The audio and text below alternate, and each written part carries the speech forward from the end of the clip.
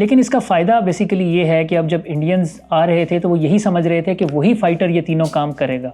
लेकिन ऐसा नहीं हुआ। और इसका नतीजा ये निकला कि उसको मैक्सिमम, अगर आप एलन वॉन्स का आर्टिकल भी देखें तो 2 से 3 सेकंड की उसको मिली रिएक्शन टाइम मिला और उसने कोई कॉल नहीं दी। ठीक है, गॉडजिला 3 की मैं बात कर रहा हूँ, तो उसके अंदर आपने ये देखा होगा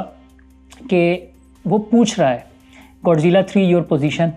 ठीक है, उसको नहीं पता चल रहा अपने जो टेक्निकल डाटा लिंक के ऊपर कि मेरे नंबर 3 की पोजीशन क्या है। फिर नंबर 3 ने जवाब नहीं दिया, फिर उसने नंबर 4 से पूछा, नंबर 4 ने जवाब दिया कि ऑल ऑपरेशंस नॉर्मल, एंड ऐसा फ्लैश इन द एयर या एक्सप्लोजन इन द एयर। तो फिर उसको पता चला कि नंबर 3 यानी कि गॉडजिला 3 जो है वो इस दुनिया से जा चुका है।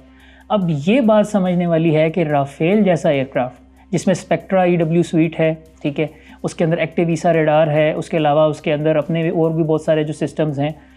उसको इस साइलेंट किल चेन की वजह से ये नहीं पता चला कि I have been locked and targeted. ठीक है, लास्टली जो PL-15 के ऊपर मैं बात करना चाहूँगा, बड़ी इंपॉर्टेंट, कि इस टाइम अगेन पूरी ज़िम्मेदारी से मैं ये बात कर रहा हूँ, ऑडियंस मेरे स्पेशली जो पड़ोसी मुल्क की ऑडियंस है वो मानती नहीं है, तो आप गूगल करके देख लें।